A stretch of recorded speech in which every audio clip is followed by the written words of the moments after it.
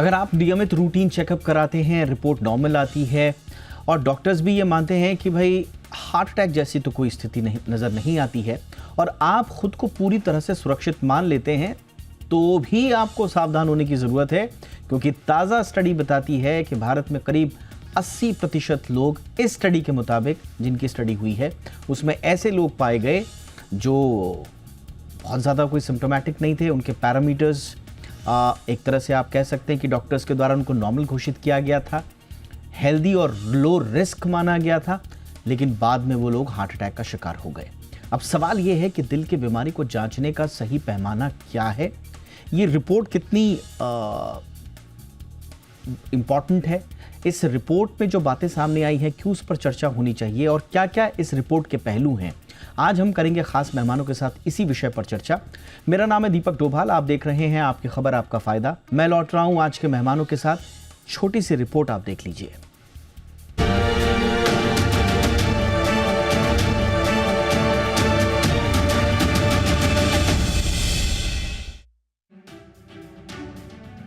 भारत में heart attack के मामले तेजी से बढ़ रहे हैं। सबसे बड़ी चिंता की बात यह है कि जिन लोगों को दिल का दौरा पड़ रहा है उनमें से कई लोगों की रिपोर्ट अक्सर पूरी तरह से सामान्य होती है। अब सवाल यह है कि क्या ये महज इत्तेफाक है या फिर एक ऐसा साइलेंट खतरा जो चुपचाप भारत के दिलों पर वार कर रहा है। दिल के दौरे को लेकर अब तक जो गणनाएं की जाती थी वो शायद भारत के लिए नाकाफी है। दिल्ली के जीबी पंत अस्पताल में हुई एक बड़ी स्टडी ने चौंकाने वाला सच सामने रखा है। इस अध्ययन में 5000 से ज्यादा भारतीय मरीजों का डेटा देखा गया। नतीजा ये कि जिन लोगों को पहला हार्ट अटैक आया उनमें से करीब 80% मरीज पहले से हाई रिस्क की कैटेगरी में थे ही नहीं। मतलब साफ है कि दुनिया भर में इस्तेमाल होने वाले हार्ट रिस्क कैलकुलेटर भारतीय दिल का खतरा पहचानने में फेल हो रहे हैं। ये वही मॉडल है जिसके आधार पर डॉक्टर तय करते हैं कि किसे दवा देनी है, किस पर ज्यादा नजर रखनी है। इस रिसर्च से पता चलता है कि भारतीय मरीजों में दिल की बीमारी पश्चिमी देशों से अलग तरीके से होती है। पश्चिम में दिल की बीमारी आमतौर पर ज्यादा उम्र में होती है, लेकिन भारत में इसका खतरा बहुत कम उम्र में सामने आ रहा है। इस अध्ययन में मरीजों की औसत उम्र सिर्फ 54 साल पाई गई। डॉक्टर इसे साउथ एशियन फेनोटाइप कह रहे हैं। इसमें मरीज देखने में दुबले पतले लगते हैं, लेकिन पेट के अंदर खतरनाक चर्बी छिपी होती है।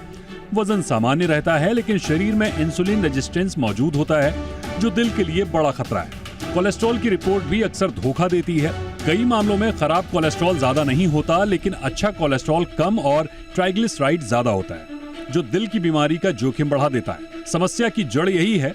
पश्चिमी देशों में बने हार्ट रिस्क स्कोर उम्र और एलडीएल कोलेस्ट्रॉल को सबसे ज्यादा महत्व देते हैं। इसका नतीजा ये होता है कि युवा भारतीय मरीज अक्सर इंटरमीडिएट रिस्क की कैटेगरी में डाल दिए जाते हैं। ये एक ऐसा ग्रे जोन है जहां खतरा साफ दिखाई नहीं देता, इलाज चलता रहता है और दिल को समय पर चेतावनी नहीं मिल पाती। इतना ही नहीं, इन रिस्क मॉडलों में कई अहम कारण शामिल ही नहीं किए गए। इनमें लिपोप्रोटीन ए, एपीओ बी, पेट के आसपास की चर्बी, लगातार रहने वाला मानसिक तनाव और किडनी से जुड़ी समस्याएं शामिल नहीं होती। यही वजह है कि असली खतरा कई बार रिपोर्ट में दिखता ही नहीं। स्टडी साफ तौर पर बताती है कि जब खतरे को कम आंक लिया जाता है तो इलाज भी देर से शुरू होता है और कई मामलों में बीमारी का पहला संकेत सीधे हार्ट अटैक के रूप में सामने आता है। इस स्टडी में साफ संदेश दिया गया है कि भारत के लिए दिल के खतरे को जांचने का तरीका भी भारतीय होना चाहिए, क्योंकि जो खतरा टेस्ट रिपोर्ट में नहीं दिखता वही सबसे ज्यादा जानलेवा साबित होता है। अब वक्त आ गया है दिल की सेहत पर नई नजर डालने का, नए पैमाने अपनाने का और समय रहते सही कदम उठाने का। ब्यूरो रिपोर्ट, जी media.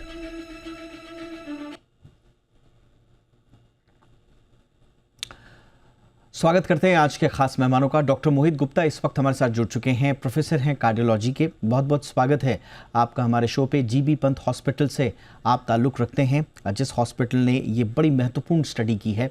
Doctor Gupta, good evening sir, बहुत बहुत स्वागत है आपका। हमारे साथ हैं doctor Rakesh Yadav sir, professor हैं कार्डियोलॉजी एम्स के। बहुत बहुत स्वागत है डॉक्टर यादव सर आपका भी हमारे शो पे। और हमारे साथ हैं डॉक्टर अनुराग मेहरोत्रा, जाने माने कार्डियोलॉजिस्ट हैं। बहुत बहुत स्वागत है डॉक्टर मेहरोत्रा सर आपका भी हमारे शो पे। डॉक्टर गुप्ता, आपसे ही चर्चा की शुरुआत कर रहे हैं। काफ़ी शॉकिंग है सर ये, और बड़ी अनोखी स्टडी है कई मायनों में। लगभग 80% इंडियंस जो कि ऑलमोस्ट क्लियर्ड बाय टेस्ट्स थे, उसके बावजूद हार्ट अटैक्स उनको आए हैं। थोड़ा इसे आम भाषा में हमें समझाएं सर, इसमें क्या क्या हमको समझना है। और ऐसा लगता है कि जो प्रिवेंशन डिटेक्शन का पूरा इकोसिस्टम है, लार्जली वो इनइफेक्टिव है भारत में?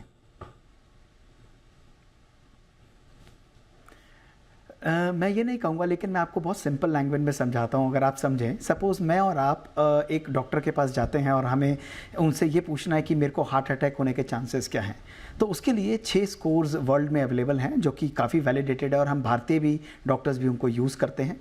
और इन्हीं स्कोर्स को द्वारा हमारा प्रेडिक्शन होता है कि 10 साल में हार्ट अटैक होने का चांस कितना है, 20 साल में कितना है, 5 साल में कितना है। हमारा शुरू से ये मानना है, और मेरे सभी सीनियर मित्र भी इस चीज़ से मानेंगे, कि भारतीय लोगों में बीमारी 10 साल पहले, हमारे रिस्क फैक्टर्स अलग होते हैं, हमारे अंदर बीमारी ज़्यादा सीवियर होती है, डेथ और हार्ट फेलियर के चांसेस ज़्यादा होते हैं। तो हम ये हमेशा मानते थे कि ये कैलकुलेटर्स जो डेवलप किए गए हैं, इसमें इंडियन और साउथ एशियन पॉपुलेशन वो रिप्रेजेंटेड या तो बहुत कम है या ना के बराबर है, और हम लोग डिफरेंट तरीके से बिहेव करते हैं। तो हमने जिन लोगों को हार्ट अटैक हो गया था, हार्ट अटैक यानी हाईएस्ट फॉर्म ऑफ रिस्क उनको रहा होगा, उन लोगों के अंदर जब हम ये रेट्रोस्पेक्टिवली यानी होने के बाद हम कैलकुलेटर लगाते हैं, तो आइडली उस कैलकुलेटर को इन्हें या तो हाई रिस्क में या इंटरमीडिएट रिस्क में कम से कम क्लासिफाई करना चाहिए था। लेकिन हमने जब इनको लगाया 6 के 6 स्कोर्स को, हमें हैरानी हुई कि ऑलमोस्ट 70 to 80% लोगों को इन स्कोर्स कैलकुलेटर ने लो टू इंटरमीडिएट रिस्क में डाला, यानी केवल 10 से 15, 20, 25% जो हमारे मरीज थे उनको हाई रिस्क में किया। ये चिंता की बात है। यानी अगर हम देखें कि एक व्यक्ति जो जा रहा है, क्योंकि हमारे पैरामीटर्स जो हार्ट के इंडियन पेशेंट्स के लिए वो इसमें ज़्यादातर इंक्लूडेड नहीं होते, अगर इसलिए मैं स्ट्रांगली इस बात को सिंपल लैंग्वेज में कहना चाहता हूं कि अगर हम भारतीय हैं तो हमारे लिए भी प्रॉपर और कस्टमाइज्ड रिस्क कैलकुलेटर्स डेवलप होने चाहिए। अक्सर ऐसी स्टडीज़ करना बहुत मुश्किल होता है, क्योंकि ये सालों सालों स्टडीज़ चलती हैं, 20-20, 30-30 साल लोगों को, नॉर्मल लोगों को फॉलो किया जाता है, तब उनमें देखा जाता है।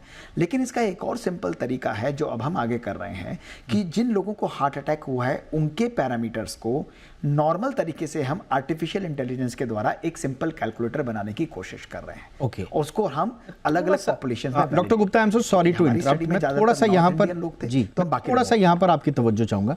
आपने कहा कि हमारे कैलकुलेटर्स, आपने कहा कि ग्लोबल मॉडल हैं, वेस्टर्न मॉडल हैं, और अगर मैं सही पढ़ पा रहा हूँ तो फ्रेमिंगम, क्यू रिस्क, इस तरह के कुछ पैरामीटर्स। थोड़ा हमें समझाएं सर कि आज जो हम प्रिडिक्ट करते हैं वो सारे क्या वेस्टर्न कैलकुलेटर्स पर ही आधारित हम करते हैं? हमारा अपना इंडिजिनस कोई कैलकुलेटर यानी कि अभी तक नहीं हुआ है? यस, अभी तक नहीं बना है। कोई भी वैलिडेटेड कैलकुलेटर अभी तक इंडिया में नहीं बना है। हमने हार्ट इंटरवेंशन के लिए, यानी जिन लोगों की एंजियोप्लास्टी हो जाती है उसके बाद डेथ होने के चांसेस क्या होते हैं, उसके लिए हमने इंडियन कैलकुलेटर मर्क मॉडल के नाम से आज से 2 साल पहले बनाया था, जिसके बारे में काफ़ी चर्चा भी हुई थी। उसको हम बड़ी स्टडीज़ में वैलिडेट कर रहे हैं। लेकिन प्रिवेंशन, यानी मेरे और आप जैसे नॉर्मल लोगों में आगे होने के चांसेस क्या हैं, उसका मॉडल बनाना, कैलकुलेटर बनाना बहुत बहुत ज़रूरी है इंडियन पेशेंट्स के लिए। हम लोग एट दी हाईएस्ट रिस्क हैं, जिसको आपने साउथ ईस्ट एशियन कोहॉर्ट कहा, उसमें भारतवर्ष की हाई रिप्रेजेंटेशन है, बाकी लोग भी कंट्रीज हैं। पूरे विश्व में साउथ एशियन कोहॉर्ट होना, यानी अगर मैं आपको सिंपल लैंग्वेज बनाऊं, इस चीज़ पे तवज्जो दीजिएगा जनाब, कि साउथ एशियन होना, इंडियन होना अपने आप में एक रिस्क एनहांसर है। ये ऑफिशियली अमेरिकन गाइडलाइंस में डॉक्यूमेंटेड है। केवल साउथ एशियन कोहॉर्ट को बिलोंग करना एक अपने आप में हमारे रिस्क को बढ़ा देता है। तो क्या ये लॉजिक नहीं कहता कि हमारी कैलकुलेटर्स, या इन स्टडीज में जब आप कैलकुलेटर बना रहे हैं तो इंडियन पेशेंट्स को इक्वली रिप्रेजेंट करिए, उनको भी लीजिए, उनके रिस्क फैक्टर्स को भी अकाउंट करिए। ये जब तक नहीं अकाउंट होंगे, हमारे कैलकुलेटर गलत रिस्पॉन्ड करेंगे, और वही हुआ इसके अंदर।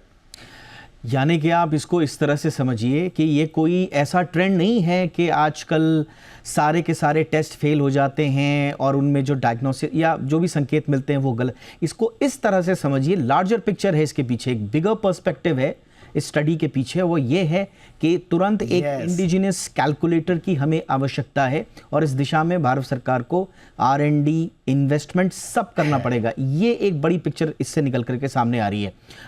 डॉक्टर यादव, कितना इंपॉर्टेंट है, क्योंकि अगर लो रिस्क लेबल मिसलीडिंग हो रहा है इंडियन पॉपुलेशन में, तो सर ये तो बहुत पहले हो जाना चाहिए था। हम मेडिकली अपने आप को काफ़ी एडवांस बताते हैं, दूसरी चीज़ों में भी हम वर्ड्स फार्मेसी हैं दुनिया के, हम इतने सारे मेडिकल सॉल्यूशंस के प्रोवाइडर हैं, और हम अगर अपने मार्कर्स नहीं बना पा रहे हैं या कैलकुलेटर्स नहीं बना पा रहे हैं, तो कितना बड़ा चीज़ हम मिस कर रहे हैं सर। देखिए, मैं ये बात तो बहुत पहले से कहता आया हूँ कि इन कैलकुलेटर से सिर्फ आप परसेंटेज या चांस ही कैलकुलेट कर सकते हैं, इंडिविजुअल आदमी का प्रेडिक्शन नहीं कर सकते कि उसको हार्ट अटैक होगा कि नहीं होगा।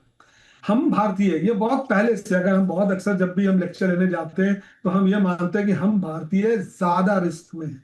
हम as a Indian we are having increase risk.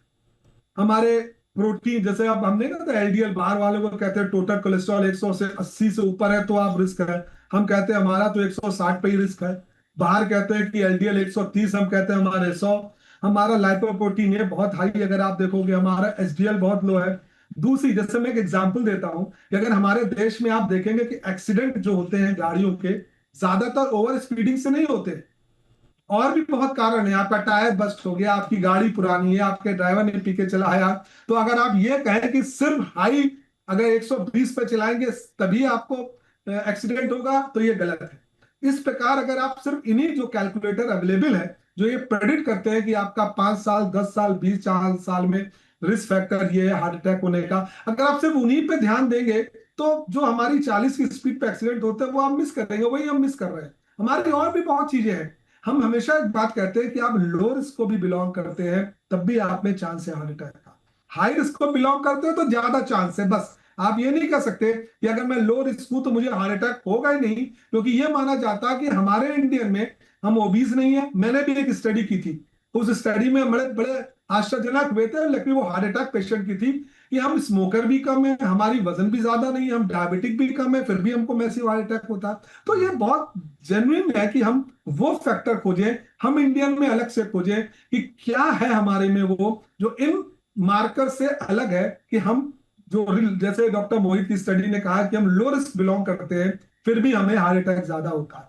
तो ये बिल्कुल सही बात है, और अगर इस पर स्टडी की जाएगी तो और भी रिस्क हमें मिलेंगे जो हम इंडियन में एक्सक्लूसिव है, जो बाहर की पॉपुलेशन में नहीं है। बट ये Absolutely, sir. बहुत इंपॉर्टेंट है। हाँ। पब्लिक हमेशा जैसे कहती है कि मैं लो रिस्क हूं, डॉक्टर साहब मैं तो कुछ भी कर सकता हूं। मैंने कहा नहीं भाई, आप सिर्फ भारतीय हैं, चाहे आप लो रिस्क है चाहे हाई रिस्क है, आपको अपनी हर चीज कंट्रोल करनी है। आपको एक्सरसाइज करनी है, वजन कम करना है, आपकी जो विसरल फैट कम करना है, स्मोकिंग नहीं करनी है। हाई आपको अगर माइल्ड ब्लड प्रेशर और डायबिटीज है तो कंट्रोल करिए। आपको अपनी डाइटरी हैबिट कंट्रोल करनी है। मैं तो ये कहता हूं कि जब बच्चा पैदा होता है तभी से उसकी लाइफस्टाइल अच्छी कीजिए। ये मत कैलकुलेट करिए कि ये लो रिस्क है, मीडियम रिस्क है, हाई रिस्क है। ये हम इंडिया में सबसे बड़ी जो स्टडी ने ये बात प्रूव भी कर दी है जी। कि आप अगर लो रिस्क भी है तो भी सुधर के रहिए, अपने ख्याल रखिए। आप अगर थोड़ी भी लापरवाही करेंगे तो आपको हार्ट अटैक होने की संभावना बढ़ जाएगी। एब्सोल्युटली। देखिए, मतलब मेरे लिए ये काफ़ी चौंकाने वाली बात है, क्योंकि हमने इस पे कई मर्तबा हमने शोज़ भी किए हैं, समझने की भी कोशिश की है। मेरे लिए थोड़ा सा चौंकाने वाली बात ये है कि एक हमारे इंडिजिनस कैलकुलेटर्स को एक तो हमने मान्यता क्यों नहीं दी, उस पर काम शुरू क्यों नहीं हुआ, नंबर 1। दूसरा, हमने क्लिनिक लेवल पे भी, डॉक्टर्स लेवल पे भी हमने अपने अलग क्योंकि हम सब जानते हैं, पिछली मर्तबा बातचीत भी हुई थी इस पर डॉक्टर मेहरोत्रा, जिसका जिक्र अभी डॉक्टर गुप्ता ने भी किया और उनकी स्टडी भी बता रही है। साउथ एशियन फिनोटाइप जो है इंडियंस में, ये जो यूनिक बॉडी टाइप है हमारा, इस पे हम कई बार बातचीत कर चुके हैं। TOFI, thin outside fat inside. सबको लगता है कि भाई बड़ा दुबला पतला फिट है, सब कुछ है। ये पैटर्न होने के बावजूद हमारा जो वेस्टर्न फैट है, कितनी बार आप लोगों ने और सर लोगों ने आके बताया है इस पे, लेकिन इस स्टडी के बाद कितना ज़रूरी है सर कि इस पे गंभीरता से काम हो और साउथ एशियन फिनोटाइप के हवाले से भारतीयों को ट्रीटमेंट का और प्रिवेंशन का पूरा ताना बाना अलग किया जाए। Doctor Mehrotra. First of all, I would like to congratulate Dr. Mohit Gupta sahab for highlighting this very important issue. इसमें कहीं कोई शक नहीं है, कई बार आपके चैनल पे डिस्कस भी हुआ है कि the way we are cardiac disease youngs में हो रही है, फर्स्ट प्रेजेंटेशन MI है, ये सब कुछ हम सब कुछ जानते हैं। भी आप दरवाजा कह रहे थे कि हम फार्मेसी वर्ड है, we are best of treatment, of course we are best of treatment, लेकिन प्रिवेंशन में वी आर फार बिहाइंड।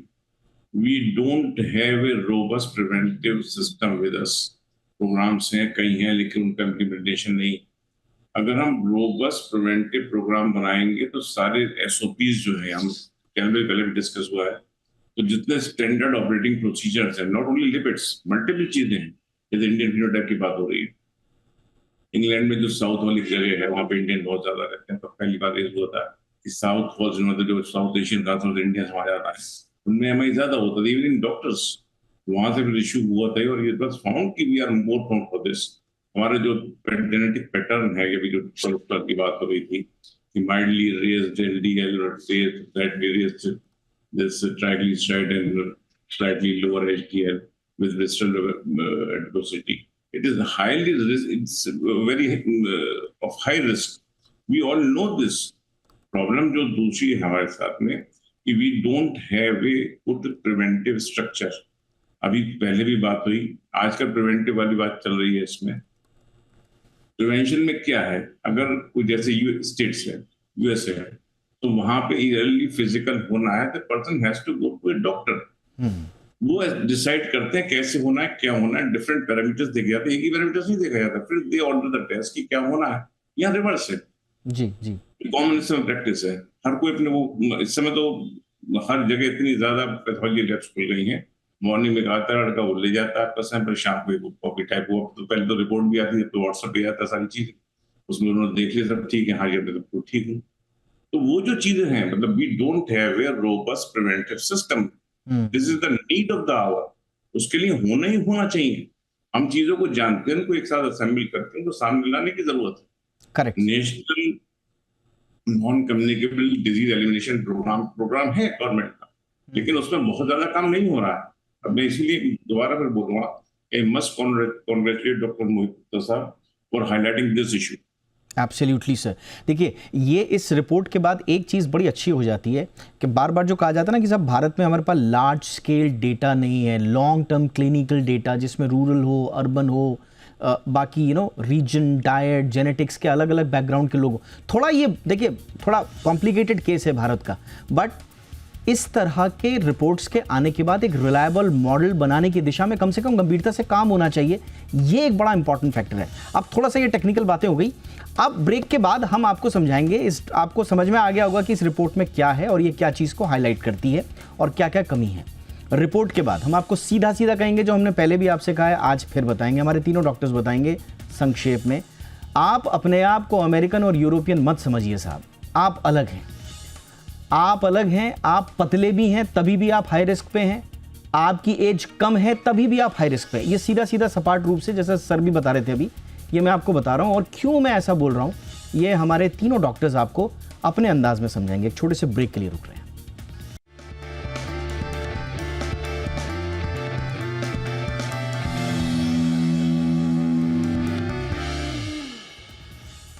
स्वागत है आपका एक बार फिर से। तो जीबी पंत हॉस्पिटल देश का बड़ा ही प्रतिष्ठित सरकारी सुपर स्पेशलिटी हॉस्पिटल, उसकी ये रिपोर्ट है जिसमें साफ तौर पर कहा गया है स्टडी के मुताबिक कि जिन लोगों को डॉक्टर साहब ने कह दिया ना कि आप नॉर्मल हैं, लो रिस्क कैटेगरी में हार्ट अटैक के, ऐसे लोगों में भी हार्ट अटैक्स आए हैं। तादाद ज़्यादा है, याद रखिएगा, लगभग 80% ये रिपोर्ट कहती है। तो इसलिए आज थोड़ा सा सचेत और आगाह करने के लिए हम आपको आए, डराना नहीं है, हमारा उद्देश्य सिंपल आपको जागरूक करना है। डॉक्टर गुप्ता हमारे साथ जीबी पंत हॉस्पिटल से ही हैं। डॉक्टर गुप्ता, आप ज़रा बताइए सर कि एक आम भारतीय इर्रिस्पेक्टिव कि वो कहाँ से ट्रीटमेंट ले रहा है, टेस्ट कौन से कराता है, किन डॉक्टर के पास जाता है, बट बुनियादी चीज़ें क्या ध्यान में रखनी है सर कि हम यूरोपियंस, अमेरिकन से अलग किस मामलों में हैं जब when it comes to heart related issues?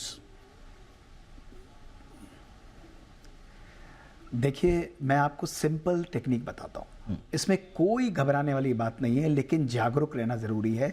और मेरा स्ट्रॉन्ग नोशन रहा है, इसके लिए ABCDE अप्रोच को आप ध्यान रखिए, जो डॉक्टर राकेश ने बहुत सुंदर रूप से बताई थी। मैं आपको समराइज करता हूँ। पहला है सजग रहना, असेस, अलर्ट और एक्टिव रहना।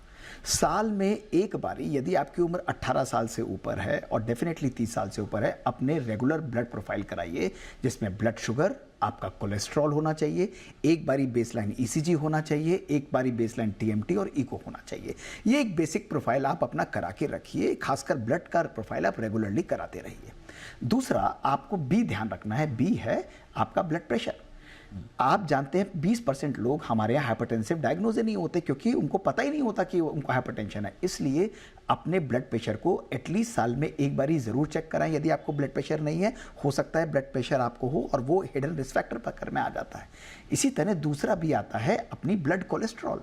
ब्लड कोलेस्ट्रॉल के साथ साथ आप अपने कोलेस्ट्रॉल लेवल्स को संयम में रखें, जिसमें एलडीएल कोलेस्ट्रॉल जो कि बैड कोलेस्ट्रॉल है उसको आप लेस देन 100 रखें। एचडीएल कोलेस्ट्रॉल अच्छा वो थोड़ा सा ज़्यादा रहे, नॉन एचडीएल कोलेस्ट्रॉल वो भी लेस देन 100 रहनी चाहिए आपकी, ये बहुत ज़रूरी है। ये वैल्यूज़ भारतीयों में इन वैल्यूज़ और कम होती हैं। सी के अंदर आपका आता है definitely cigarette smoking. Cigarette smoking को बिल्कुल बंद करिए जनाब। किसी भी फॉर्म ऑफ सिगरेट, तंबाकू हो, बीड़ी हो, वेपिंग हो, इन सबको बिल्कुल बंद करना बहुत ज़रूरी है। उसके बाद आपका आता है डी यानी डाइट। भोजन पर बहुत ध्यान रखिए। हरी सब्जियां, रेगुलरली ग्रीन वेजिटेबल्स को खाना, पल्सेस को लेना, ग्रीन टी, ब्लैक कॉफ़ी को लेना, नट्स और लेग्यूम्स को लेना, हरी सब्जियों को लेना, और साथ में बादाम है, इन सब चीज़ों को आप रेगुलरली लेते रहिए। ई के अंदर आता है आपकी एक्सरसाइज। डेली आप ध्यान रखिए, भारतीय वर्ड्स को ध्यान रखिएगा हमारे दोस्तों, अगर आप डेली 30 से 35 मिनट वॉकिंग नहीं कर रहे हैं, चाहे आप मोटे पतले वो मैटर नहीं करता, आप डेली अपनी उम्र में 30 से 35 मिनट घटा रहे हैं, इसलिए डेली वॉकिंग करना, एक्सरसाइज करना बहुत ज़रूरी है। और लास्ट ये आता है इमोशनल रेगुलेशन। आज आफ्टर डायबिटीज एंड स्मोकिंग, सुनिए, लैंसेट की इंटर हार्ट स्टडी ने दिखाया था stress, psychosocial stress 3rd highest stress factor है, और भारतीयों में तनाव की प्रेवलेंस मोर देन 80% है। ये स्टडी हमारी तनाव की ऑलरेडी हमारी अपनी जर्नल में पब्लिश हो चुकी है, इंटरनेशनल जर्नल में। तो इसलिए स्ट्रेस फ्री लिविंग बहुत जरूरी है। कहीं ना कहीं आई थिंक आपने बहुत ही आसान भाषा में एक आम आदमी को हमेशा याद रखने वाले अंदाज में आपने बता दिया। समय का अभाव है इसलिए मैं आपको टोका हूँ। डॉक्टर यादव, इसके बावजूद जो सर ने बताए उन पैरामीटर्स के बावजूद ये रिपोर्ट कहीं ना कहीं ये भी सजेस्ट कर रही है हमारे टेस्ट, अगर आप टेस्ट भी करा रहे हैं तभी भी अपने पैरामीटर्स चेक भी करा रहे हैं, उसके बावजूद सर सतर्क तो रहना पड़ेगा। सारे टेस्ट, दुनिया के कोई भी टेस्ट हो, पूरी सच्चाई तो नहीं बताएंगे।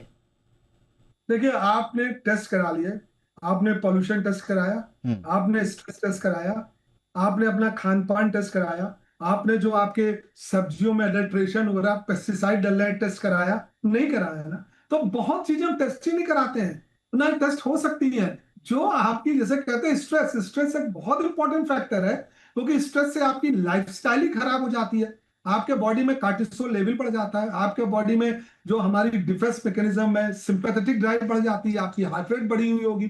तो बहुत ऐसी चीजें जो हमारे भारतीय में पाई जाती है वो हम टेस्ट ही नहीं करते, जो डायरेक्ट और इनडायरेक्ट रूप से आपको हार्ट अटैक होने की प्रवृत्ति को बढ़ाती है। तो ये मान लीजिए कि आप बस 5-7 पैरामीटर टेस्ट करके और प्रेडिक्शन कर रहे हैं, और मुझे लगता है कि बाकी 25 आप ध्यान ही नहीं दे रहे हैं।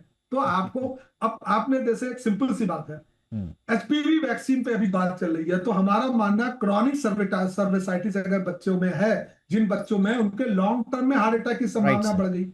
जो कम उम्र में माल न्यूट्रिशन बच्चे हैं, उनकी लॉन्ग टर्म में हार्ट अटैक की संभावना बढ़ गई। जबकि अगर आप उनके बचपन के पैरामीटर देखेंगे तो कुछ नहीं मिलेगा, सब निगेटिव आएगा। एक जो सबसे बड़ी बात मैं लास्ट में कहना चाहता हूं, हम आज भी 25 बीएमआई के ऊपर ओवरवेट मानते हैं और 28 से ऊपर ओबेसिटी मानते हैं, ये सब वेस्टर्न डेटा है। मेरा मानना है कि हमारे इंडिया में 23 के ऊपर ओवरवेट होना चाहिए और 25 बीएमआई के ऊपर ओबेसिटी घोषित कर देना चाहिए, क्योंकि हम ऊपर से तो पतले दिखते हैं, जैसे आपने बताया हमारी इंटरनेट चर्बी ज्यादा है। तो अगर हम चीजें घटाएंगे, हम एलडीएल को, हम टोटल कोलेस्ट्रॉल को 150 कर दें, हमें इन सब पैरामीटर, मुझे लगता है आप जैसे जानकार बड़े बड़े संस्थानों से आने वाले लोग इस तरह के रिकमेंडेशंस कर रहे हैं, तो इस पर जरूर तवज्जो मिलनी चाहिए। इंडियन बॉडी अलग तरह से रिएक्ट कर रही है, ये सच्चाई की स्वीकारोक्ति होनी चाहिए। Hidden fat, sugar problem, cholesterol pattern सब अलग है। मेहरोत्रा सर के साथ मैं नहीं आ पाया क्योंकि समय का अभाव था, लेकिन उनसे हम समय समय पर उनका भी इनपुट लेते रहते हैं। बहुत बहुत धन्यवाद करेंगे आप तीनों का वक्त निकालने के लिए। Thank you so much doctor Yakesh Yadav sir, बहुत बहुत शुक्रिया। डॉक्टर मोहित गुप्ता सर, आपके थ्रू हम जीबी पंत हॉस्पिटल को भी कंग्रेचुलेट करना चाहेंगे, very important study sir, thank you so much for your time. Doctor Mehrotra हमारे साथ जुड़े, उनका भी शुक्रिया। शो में इतना ही, अपना ख्याल रखिए, नमस्कार।